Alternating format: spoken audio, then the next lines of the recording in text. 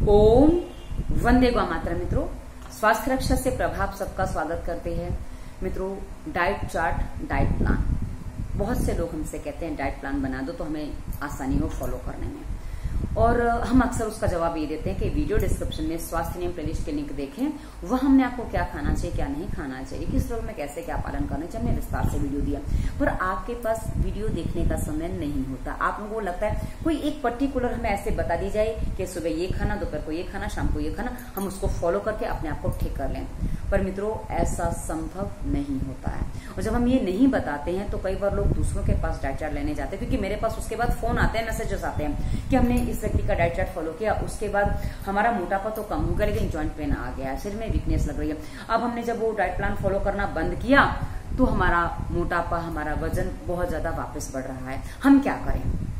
क्योंकि होता क्या, जब आप कोई डाइट चार्ट फॉलो करते हैं, डाइट प्लान फॉलो करते हैं, तो कई बार एक सीमा तक आप उसको फॉलो कर सकते हैं, उसके बाद आप ऊब जाते हैं उससे, क्योंकि आपको विविधता चाहिए। तो ऊब गए तो उसको आपने छोड़ दिया, तो वापस जहां थे आप उससे और खराब स्थिति में पहुंच जाते हैं। तो मित्रों, ये जो स्थितियां बनती हैं वो आपको कई बार और बद से बदतर बना देती हैं। तो डाइट चार्ट आपको कैसे बनाना है और डाइट चार्ट बनाने में आपको किन किन बातों का ध्यान रखना है, ताकि आपको जो समस्याएं आ रही, जो वीकनेस आदि आ जाती है, जो कई बार दूसरी समस्याएं बढ़ जाती है, ये ना बढ़े, ये भी आपकी बैलेंस रहे।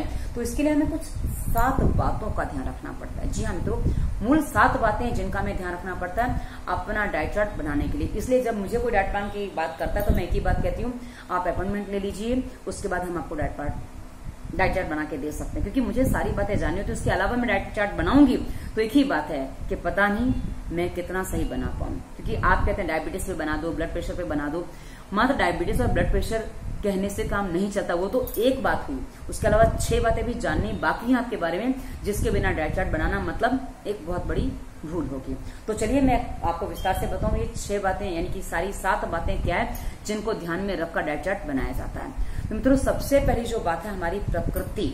यदि प्रकृति को समझे बिना डाइट चार्ट बना दिया तो उसके बहुत ज्यादा नुकसान उठाने पड़ते हैं। प्रकृति क्या होती है मैं आपको विस्तार से बता दूं। आपने त्रिदोष का नाम सुना होगा, कफ, वात, पित्त, इनका नाम आपने सुना होगा। हाँ, कफ बढ़ गया है, वात बढ़ गया है, अक्सर लोग कहते हैं वात बढ़ गया तो जोड़ों में दर्द आ जाता है, ऐसा आपने सुना होगा। तो मित्रों, जो ये 3 मूल दोष हैं, कफ, वात, पित्त, इनके मिश्रण से 4 दोष और बन जाते हैं, यानी कि 4 प्रकृतियां और बन जाती है। 3 मूल प्रकृति हो गई, उसके अलावा इनके मिश्रण से 4 प्रकृति बन जाती है। जैसे वात और पित्त के मिश्रण से एक प्रकृति बनी, वात और कफ के मिश्रण से एक प्रकृति बनी, उसके बाद कफ और पित्त के मिश्रण से एक प्रकृति बनी, यानी कि 3 मूल, कफ, वात, पित्त, उसके बाद 3 ये 6 हो गई। उसके बाद कफ, वात, पित्त, इन तीनों के ही डिसबैलेंस से एक प्रकृति बनी, तो ये 7 प्रकृति हो गई। तो मैं लिख लेती हूँ 7 प्रकृति, ये मूल। जो प्रकृति हमारी मूल 3 है उसमें 7 प्रकृति हमने बना दी। मित्रों, ये वीडियो आपको एक बार में समझ में नहीं आएगा, हो सकता है इस वीडियो को आपको 8 से 10 बार भी देखना पड़े ताकि आपको ठीक से समझ में आए, तो इसको ठीक से समझिएगा। तो ये 7 प्रकृति आपकी होगी, जिसको ध्यान में रखकर आपका डाइट चार्ट बनाना आवश्यक है। अब इस 7 प्रकृति के साथ आपको कौन सा रोग है वो बात का विषय पर, 7 प्रकृति ये होगी। उसके बाद मूल ऋतु में हमने देखी है 3 होती है, सर्दी, गर्मी, बरसात। ये 3 ऋतुओं को आप जानते हैं, ठीक है। अब हर ऋतु का भोजन खान पान अलग होता है, क्योंकि प्रकृति हमें वैसा ही रहन सहन देती है, प्रकृति भी हमें वही देती है जो उस ऋतु के लिए अनुकूल होता है। तो इन 3 ऋतुओं का भी ध्यान रखना पड़ता है। अब 3 ऋतुओं में हमारे यहाँ 6 ऋतुएं मूल होती हैं। भारतवर्ष में 6 ऋतुएं होती हैं, मूल 3 होती हैं, पर उसमें हम 6 ऋतुएं देखते हैं। जो हमारे यहाँ ऋतु होती है उसमें शरद, हेमंत, शिशिर, बसंत, ग्रीष्म और वर्षा, ये 6 ऋतुएं होती हैं। अब मित्रों, हर ऋतु में एक दोष बढ़ता है और उसके बाद वाली ऋतु में एक दोष घटता है, यानी कि उसका शमन होता है। अब शमन कैसे होगा, ये क्या है, ये आपको ऐसे समझ में नहीं आएगा। जैसे आपने देखा होगा कि जहां बसंत ऋतु शुरू होती है, यानी कि गर्मी की शुरुआत होती है, उस समय सर्दी जुकाम वगैरह बहुत होता है लोगों को। बार बार देखो सर्दी जुकाम, डॉक्टर के पास लाइन लगी होती है, क्योंकि उस समय ये पित्त दोष प्रकोपित होता है। और जहां ये हेमंत ऋतु जाती है, जहां गर्मी तीव्र होती है, वहां हम जो चीजें खाते हैं उसके बाद वहां वात दोष संचित होता है। और देखा होगा आपने वर्षा ऋतु जहां शुरू होती है, वर्षा ऋतु जहां शुरू होती है, वहां सीधा जोड़ों में दर्द बढ़ जाता है, यानी कि जोड़ जाम होने लग जाते हैं, तो वहां वात दोष प्रकोपित होता है। तो वात दोष के समन का वहां व्यवस्था करनी होती है। तो उस समय उस अनुसार भोजन यानी कि डाइट चार्ट आपका होना चाहिए। तो ये दूसरा हो गया 6 ऋतुएं। अब इन 6 ऋतुओं के अनुसार डाइट चार्ट बनना चाहिए, क्योंकि कौन सी ऋतु है उस अनुसार और निर्णय किया जाता है। उसके बाद, क्योंकि मैं एक बात आपको बता दूं, यदि आप वर्षा ऋतु में जो लेते हैं मेथी खाते हैं तो आपको फायदा करेगी, लेकिन वही मेथी आप वर्षा ऋतु के बाद यानी कि जिसे हम शरद ऋतु कहते हैं, यानी कि शरद नवरात्रि जब आती है उस समय आप लेते हैं तो वही आपको नुकसान कर जाएगा। जी हाँ, वर्षा ऋतु के शुरुआत में मेथी आपको फायदा करेगी, लेकिन वही मेथी आपको उस समय नुकसान करेगी। ये एक ही लॉजिक है पर बदल गया, चीज एक ही है पर समय के अनुसार, ऋतु के अनुसार उसका गुण बदल गया, उसके प्रभाव बदल गया। तो ये आपको ध्यान रखना पड़ता है। उसके अलावा आपकी उम्र क्या है, आयु कौन सा वर्ग है आपका, यानी कि आप बचपन में हैं, किशोरावस्था में हैं, युवावस्था में हैं, वृद्धावस्था में हैं या प्रौढ़ावस्था में है। प्रौढ़ मतलब जो अतिवृद्ध कहे जाते हैं, आज की भाषा में आप अतिवृद्ध कह सकते हैं उनको। और बचपन यानी कि 10-12 साल की उम्र, उसके बाद जो शरीर में बदलाव आते हैं वो किशोरावस्था होती है। और किशोरावस्था जब वो पूरी हो जाती है, यानी कि जब आपके बदलाव पूरे हो जाते हैं उसके बाद वो युवावस्था आती है। और युवावस्था जब ढलान पे आती है, उसमें कमजोरी आने लगती है, तो वृद्धावस्था की तरफ आगे बढ़ता है। तो हर जो आयु वर्ग है उसके अनुसार डाइट चार्ट अलग अलग बनेगा। एक बच्चे को हम घी भरपूर खिला सकते हैं, लेकिन एक युवावस्था में, वृद्धावस्था में हम उस तरह से घी शायद ना दे पाए, क्योंकि उनकी पाचन शक्ति वैसी नहीं है। ये स्थितियों पर निर्भर करता है कि आपको क्या चीज हम दे सकते हैं। अच्छा, इसका सारा ध्यान रखना पड़ता है। उसके बाद आ जाता है देश काल। देश काल हो चुका है।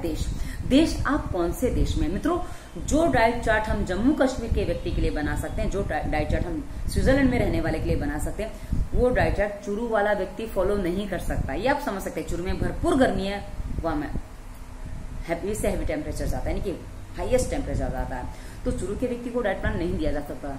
वैसे ही जो डाइट प्लान चुरू के व्यक्ति को दिया जा सकता है, केरल के व्यक्ति को नहीं दिया जा सकता।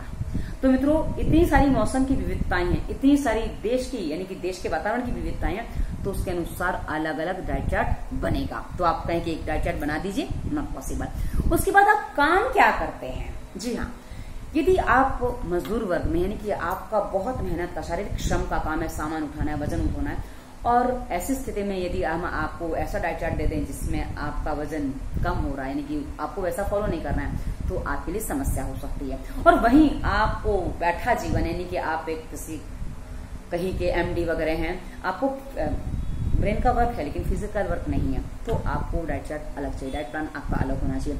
वैसे ही आप एक क्लर्क की स्थिति में है तो आपका डाइट चार्ट अलग होगा। तो इन बातों का भी बहुत ध्यान रखना पड़ता है कि आप काम क्या करते हैं, उसके अनुसार आपका डाइट प्लान बनता है। उसके बाद आपकी रोग विशेष की स्थिति क्या है, यानी कि आपके शरीर में रोग कौन सा है। जी हाँ, रोग किसे कहते हैं, जैसे डायबिटीज है, ब्लड प्रेशर है, गुस्सा आता है, टेम्परेचर बढ़ा हुआ है, क्योंकि कई बार हम जो रहन सहन खान पान की गलतियां करते हैं उसमें टेम्परेचर आदि भी बढ़ जाता है या घट जाता है, दोनों चीजें होती हैं। तो मित्रों, ये सारी बातों का, रोग विशेष का भी ध्यान रखना पड़ता है। यदि रोग विशेष का ध्यान नहीं रखा जाए तो आपके 2-3 रोग साथ में हैं।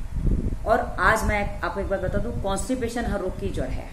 तो ये तो सबको ही लगा हुआ, आपको पता है नहीं पता वो दूसरी बात है, पर कॉन्स्टिपेशन सबकी जड़ है।